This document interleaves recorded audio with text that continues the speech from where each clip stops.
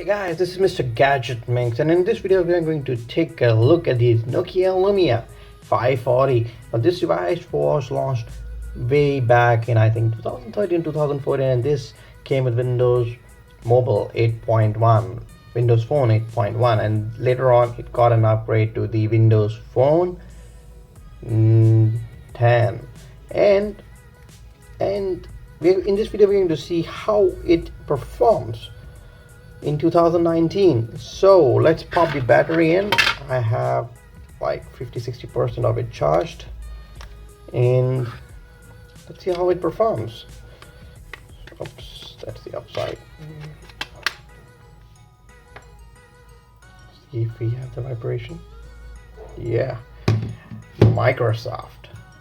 Oh, this is the Microsoft Lumia 540 430. Again, so many of these devices will launch with similar specs that you normally get confused.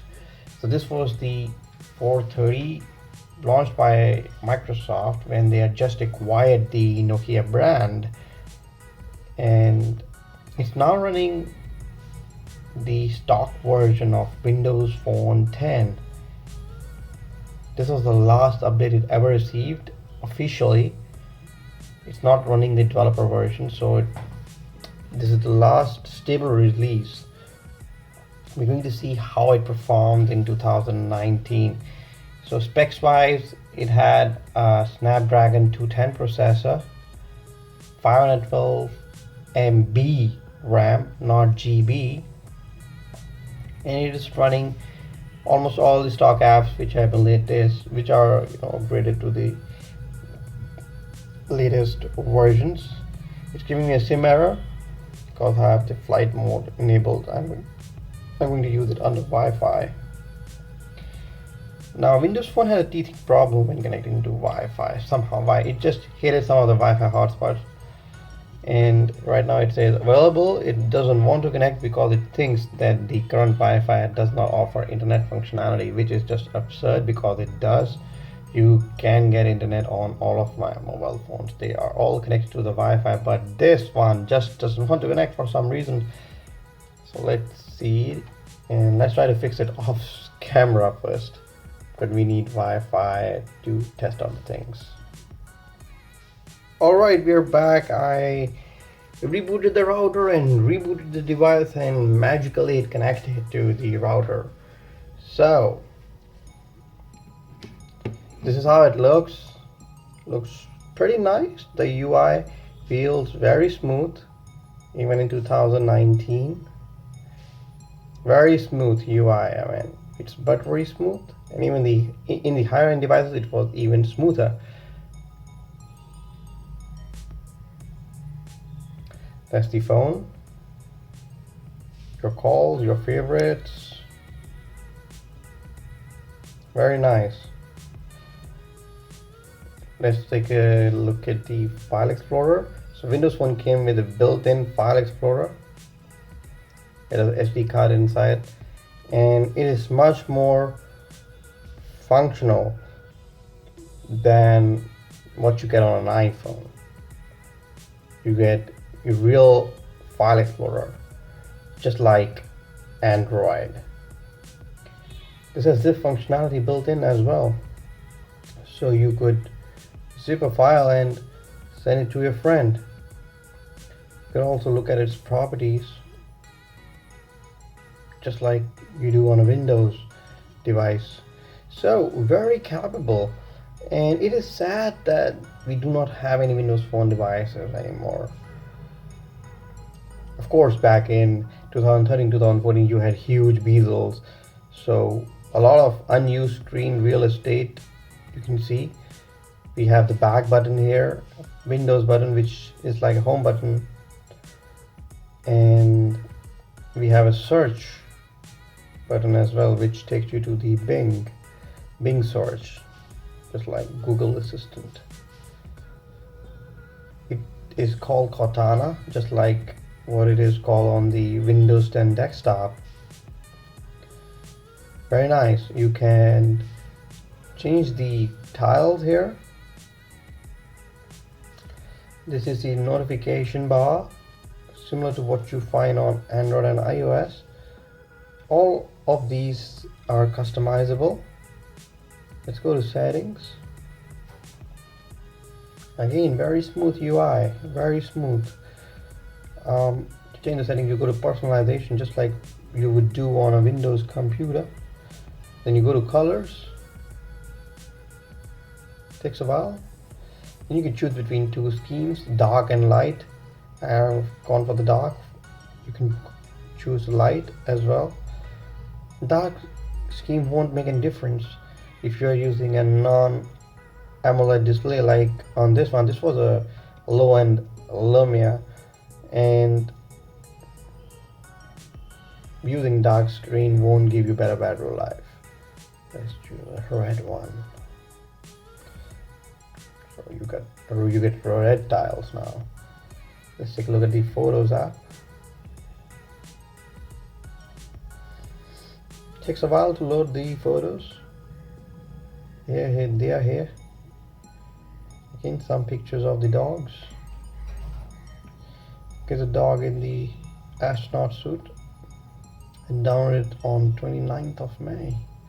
So quite a while since I used this phone.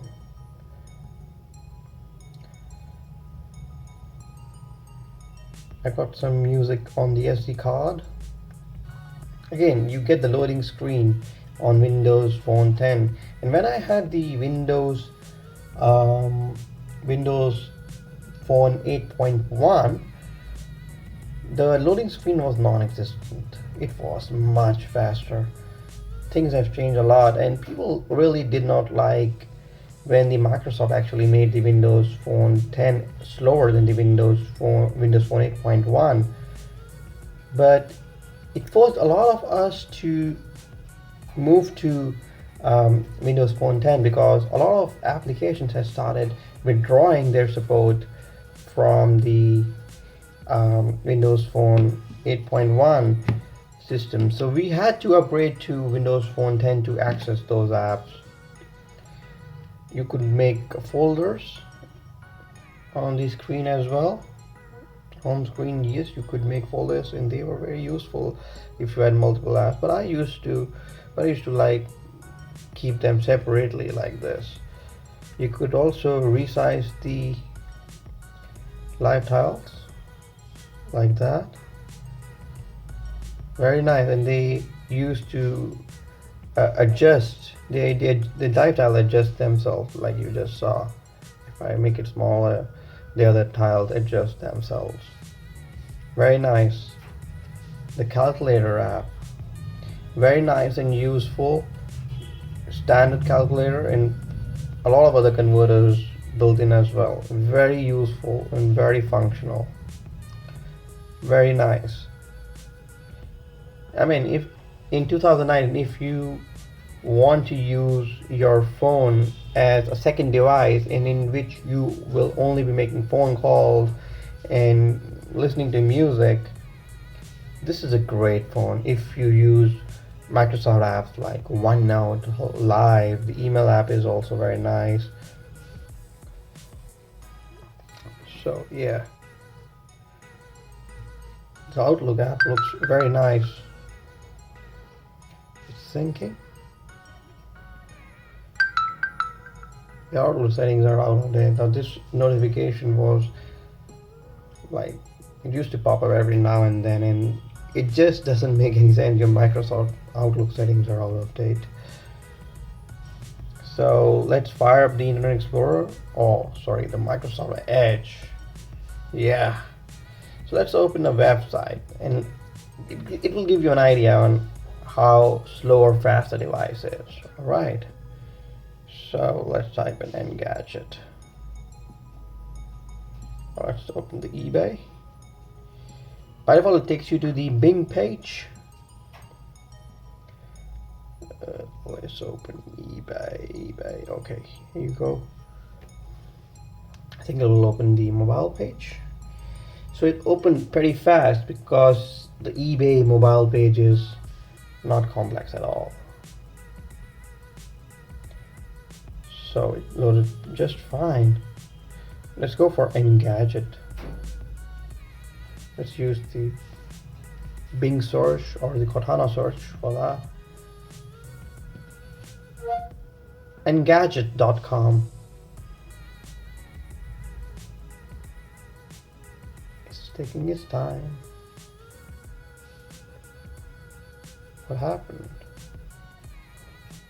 it just forced quit on me. I think nothing happened. Engadget.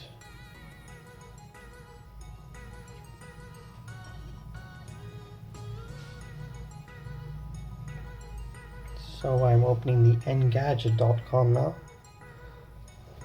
It's taking its time because this is a complex website. It has lots of images, lots of JavaScripts, lots of stuff going on in the background. And even the mobile page is complex enough. So it is not done loading, but we can start scrolling. Okay, now we have, oh, it was rendering the page. Again, I think it's already out of RAM, I think. There's not a whole lot of RAM and the processor is just too slow. So just like the Android phone here, which has 1 GB of RAM, you need a lot of RAM for complex web pages these days. So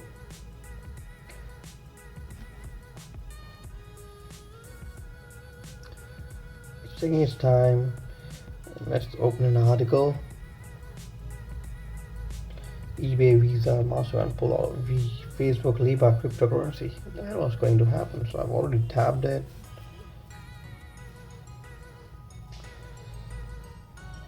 Again, it's loading. We have nothing on the screen yet. Maybe, okay, it is showing something now, and it has done loading. The page is very jittery, as expected, but back in the day, this used to feel very smooth. It was actually usable, but in 2019, the 512 MB RAM is just not going to cut it. It's just like using an iPhone 4S or iPhone 4 in 2019.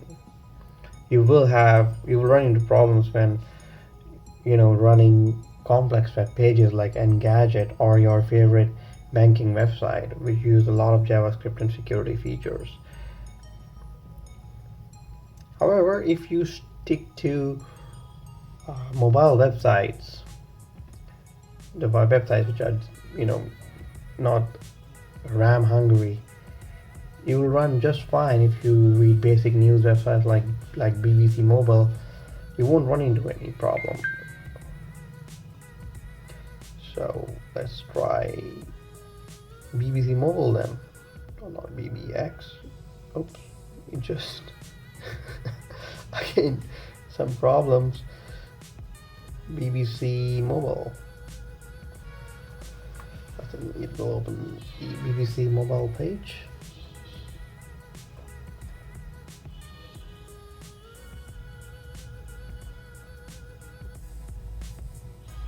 So yeah, I think this will be better, I hope.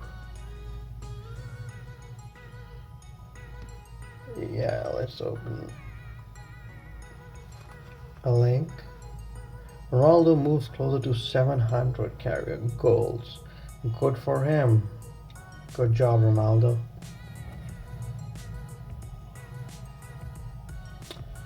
Again, yeah, it's doing great. And Ronaldo is doing great as well. Again, if you stick to mobile pages, this phone will do just fine.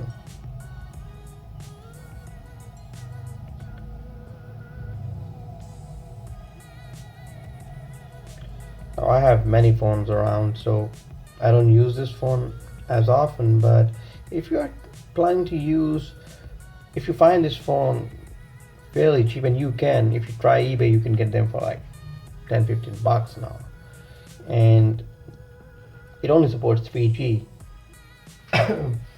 So if you're planning to use it as a secondary phone or a phone that you use on a couch or if you want to give a phone to your kids, it's a great phone.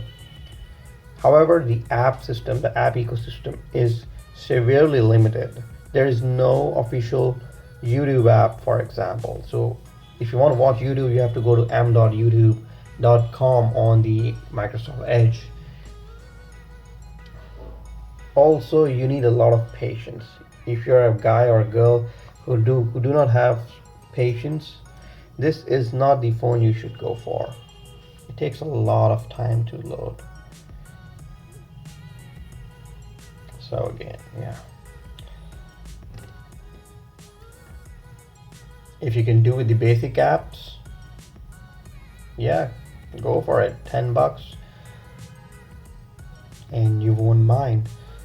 It's very easy to repair as well. I once broke the screen and I got the screen for like $8 from AliExpress. Repaired it myself, and it was fairly easy to do. I mean, I've not done any screen repairing on any of my other phones, but I was like, hey, this phone doesn't cost anything, so I was like, I went for it, and the screen repair was successful. So let me know in the comment section what you think about the Lumia. Personally, I will use it as a second device. I won't use it for doing hardcore web surfing or gaming. For going to gym or something that you would want to take as a second phone for calling, calling your wife, calling your kids. And this is a great phone to give to your kids as well. I mean, they can just play around with it.